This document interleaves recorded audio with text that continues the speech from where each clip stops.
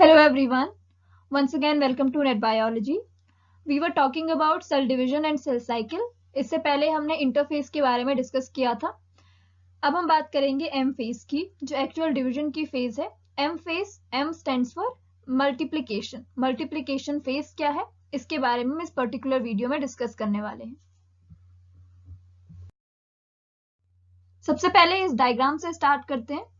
Diagram में आपको interface दिख रहा होगा. ये पहले भी हम देख चुके हैं. ये पूरा जो ग्रीन कलर का पोर्शन है वो इंटरफेस का है और यहाँ पे इतना जो पोर्शन है वो एम फेज का है.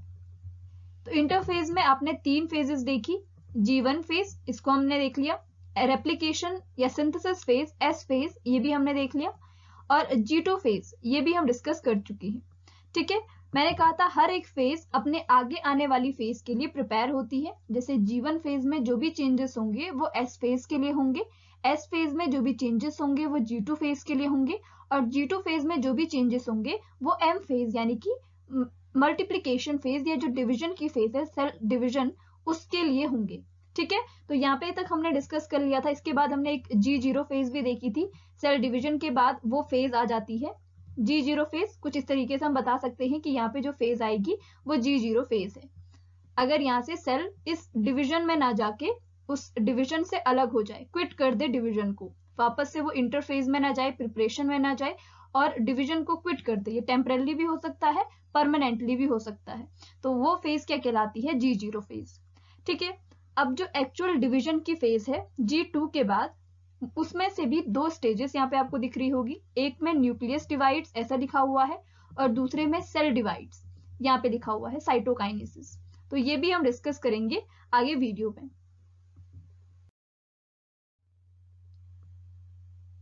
एम फेज क्या है, अब इसके बारे में डिस्कस कर लेते हैं.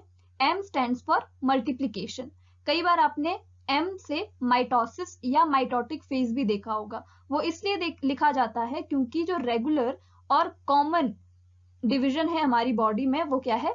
माइटोसिस है. क्योंकि जितनी भी हमारी सेल्स हैं, सोमैटिक सेल्स, उन सभी में माइटोसिस होता है, माइटोटिक डिवीजन होता है. मियोसिस केवल और केवल गैमीटोजेनेसिस के टाइम पे ही होता है. इसलिए कई बार एम को माइटोटिक या माइटोटिक और माइटोसिस लिखा जाता है. माइटोटिक फेज कह के लिख सकते हैं. ठीक है, एम फेज क्या है? Portion of cell cycle in which the actual cell division takes place. Interphase portion cell cycle का वो पोर्शन था जिसमें सेल ग्रो करती है, डेवलप होती है. और जो एम फेज है वो कौन सा पोर्शन है? जहां पे सेल डिवाइड होती है. हमने सेल साइकिल की डेफिनेशन में देखा था, सेल साइकिल का मतलब सीरीज ऑफ इवेंट्स है जहां पे सेल ग्रो, डेवलप और डिवाइड होती है. ठीक है, तो सेल डिवीजन कुछ अलग टॉपिक नहीं है. सेल साइकिल के अंदर ही सेल डिवीजन भी होता है. एम फेज क्या है? सेल डिवीजन की एक्चुअल फेज. ठीक है, it is also known as multiplication phase. M phase को मल्टीप्लीकेशन फेज भी कहते हैं क्योंकि यहाँ पे सेल साइज में ज्यादा हो रही है, साइज में भी ग्रो हो रही है और अपने नंबर को भी बढ़ा रही है. ठीक है, इसी की वजह से कोई भी ऑर्गेनिज्म अपने साइज में बड़ा होता है, साइज में उसका साइज डेवलप होता है, हम ऐसा कह सकते हैं. तो यहाँ पे मल्टीप्लिकेशन फेज इसलिए क्योंकि जैसे ही सेल डिवाइड होगी, 1 से 2 बनेगी, फिर से डिवीजन होगा, 2 से 4 बनेगी, 4 से 8 बनेगी. ऐसे करके सेल में जो उसकी क्वांटिटी है, सेल का जो नंबर है वो भी बढ़ रहा है. तो इसलिए यहाँ पे मल्टीप्लिकेशन फेज इसे कहते हैं. और सेल डिवीजन यहाँ पे यूज हो रहा है. डिवाइड का मतलब आप अगर मैथमेटिक तरीके से देखेंगे इसको, डिवाइड का मतलब हाफ होना है, लेकिन यहाँ पे सेल हाफ नहीं होती है. सेल का सेम कंपोजिशन 2 सेल्स में डिवाइड होता है. जो 2 डॉटर सेल्स बनेगी पेरेंटल सेल्स से, वो दोनों ही सेम कंपोजिशन को, और उनमें जो डिस्ट्रीब्यूशन होगा कंपोजिशन का वो सेम होगा. माइटोसिस के केस में सेम नंबर ऑफ क्रोमोसोम्स मिलते हैं. मियोसिस में हाफ नंबर ऑफ क्रोमोसोम्स हो जाते हैं लेकिन सेल्स भी 4 बनती है. ठीक है, in this phase the replicated DNA separated and every daughter cell gets 2n chromosomes in case of mitosis and n chromosomes in case of meiosis. दोनों ही अलग अलग फेजेस हैं. ये 2 अलग टाइप्स हैं सेल डिवीजन के, माइटोसिस और मियोसिस. इसमें क्रोमोसोम्स जो नंबर है उनमें थोड़े चेंजेस आते हैं, लेकिन माइटोसिस में 1 सेल से 2 सेल्स बनती है और मियोसिस में 1 सेल से 4 सेल्स बनती है. तो इसका मतलब है कि यहाँ पे जो भी कंपोजिशन है, जैसे 2n क्रोमोसोम्स हैं और हमने कहा था ये 2n क्रोमोसोम्स में डीएनए रेप्लिकेशन के बाद भी ये 2n ही रहते हैं, लेकिन इसमें कुछ इस तरीके का आपको दिखेगा. जहां पे इनका जो सेंट्रोमियर है, अटैचमेंट पॉइंट है, वो सेम है। और जिन दो क्रोमोसोम्स का अटैचमेंट पॉइंट सेम होता है उनको हम क्या कहते हैं, सिस्टर क्रोमैटिड्स कहते हैं। ऐसे ही इसका एक होमोलॉगस पेयर ऑफ क्रोमोसोम्स भी होगा। ठीक है, होमोलॉगस पेयर ऑफ क्रोमोसोम किन्हें कहते हैं, जिनमें जो लोकस है या जो जेनेटिक मटेरियल है वो सेम हो। जैसे यहाँ पे का जो जीन है और यहाँ पे का जो जीन है, वो दोनों ही जीन एक ही कैरेक्टरिस्टिक्स को रिप्रेजेंट करेंगे। तो ऐसे दो क्रोमोसोम क्या कहलाएंगे, होमोलॉगस पेयर ऑफ क्रोमोसोम। और जिनका सेंट्रोमियर सेम है, जैसे इनका भी सेंट्रोमियर सेम है इन दोनों का, तो वो दोनों एक दूसरे के सिस्टर क्रोमैटिड्स हैं। तो यहाँ पे डीएनए सेपरेट होता है, ये सेपरेट होगा और फिर 2n क्रोमोसोम्स, एक सेल को दोनों ही सेल्स को, एक डिवीजन में दोनों ही सेल्स को 2n क्रोमोसोम मिलते हैं। और एक डिवीजन में मियोसिस में चारों सेल्स को 4 सेल्स बनेगी और चारों के पास n नंबर ऑफ क्रोमोसोम होंगे, यानी कि 23 क्रोमोसोम होंगे। और पहले वाले के केस में दोनों के पास 46 होंगे। ठीक है, डीएनए रेप्लिकेशन का भी हमने महत्व देख लिया था। डीएनए रेप्लिकेशन होगा तभी जाके इक्वल डिस्ट्रीब्यूशन हो पाएगा। ठीक है,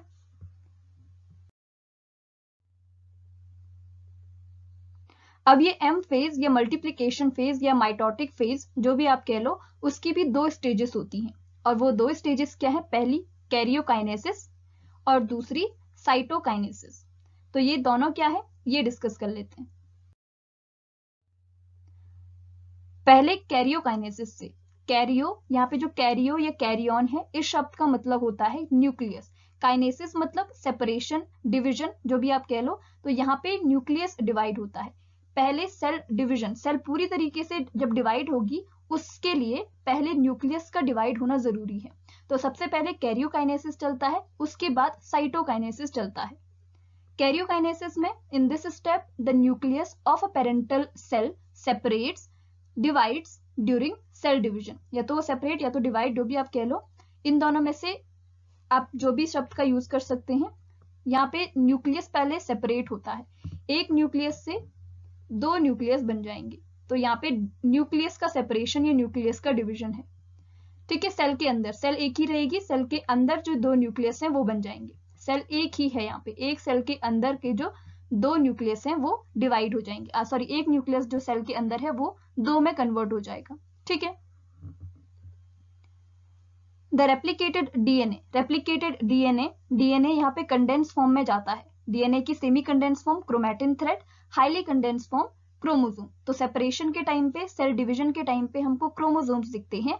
और क्रोमोसोम्स जिनके सेंट्रोमियर सेम हो, अटैचमेंट पॉइंट सेम हो, वो 2 क्रोमोसोम सिस्टर क्रोमैटिड्स कहलाते हैं। तो यहाँ पे सिस्टर क्रोमैटिड्स का सेपरेशन होता है और 2 न्यूक्लियस में फिर 46 क्रोमोसोम्स आ जाते हैं।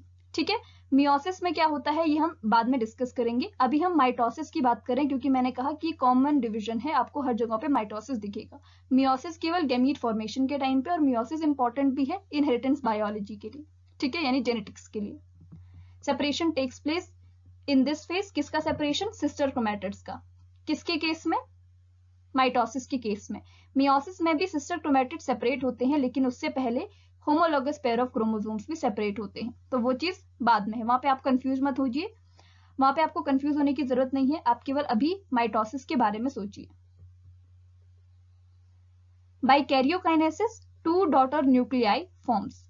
इस कैरियोकाइनेसिस की प्रोसेस के बाद 2 डॉटर न्यूक्लियाई फॉर्म होती हैं। जैसा कि मैंने कहा, ये डॉटर न्यूक्लियाई हैं, एक न्यूक्लियस से 2 डॉटर न्यूक्लियाई बन गए।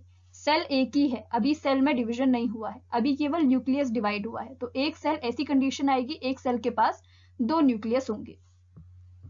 डायग्रामेटिक तरीके से देखें तो ये कुछ डायग्राम है। अंदर यहाँ पे आपको क्रोमैटिन थ्रेड्स दिख रहे होंगे। फिर ये अपनी हाईली कंडेंस फॉर्म में जाते हैं और क्रोमोसोम्स बनते हैं।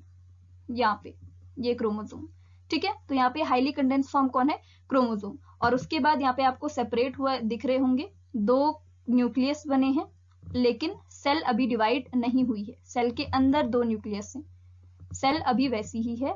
अब इसके बाद सेल में डिवीजन होगा जब कैरियोकाइनेसिस कंप्लीट हो जाएगा। Next is cytokinesis. साइटोन शब्द का मतलब होता है साइटोप्लाज्म, जो सेल के अंदर का फ्लूइड है, intracellular fluid. In this step the cytoplasm of a parental cell separates, divides during cell division. अब यहाँ पे साइटोप्लाज्म सेपरेट होगा। साइटोप्लाज्म में उपस्थित जितने भी सेल ऑर्गेनेल्स हैं वो भी सेपरेट होंगे। भले ही जिस टाइम पे डिवीजन होता है उस समय ये डिसअपेयर हो जाते हैं, लेकिन डिवीजन के बाद वापस से रीअपेयर हो जाते हैं। कौन? Cell organelles. सेल ऑर्गेनेल्स पता है कौन कौन से होते हैं? माइटोकॉन्ड्रिया, गोल्गी अपैरेटस, वही सारी चीजें। ठीक है। By cytokinesis daughter nuclei converted into 2 daughter cells. Cytokinesis की प्रोसेस के बाद जो डॉटर न्यूक्लियाई हैं वो कन्वर्ट हो जाते हैं 2 नई डॉटर सेल्स में। जैसे कि अभी हमने देखा, वही चीज अभी डायग्राम के थ्रू भी देखेंगे। जो सेल है, सेल के अंदर जो 2 न्यूक्लियस थे, वो 2 न्यूक्लियस अब 2 नई सेल्स में बन जाएंगे। मतलब यहाँ पे फिर से साइटोकाइनेसिस हुआ, जो साइटोप्लाज्म है वो भी डिवाइड हुआ, प्लाज्मा मेम्ब्रेन, सेल मेम्ब्रेन वो भी डिवाइड होगी और 2 नई सेल्स बन जाएगी। तो यहाँ पे अब लास्ट में डिवीजन हो जाएगा, राइट।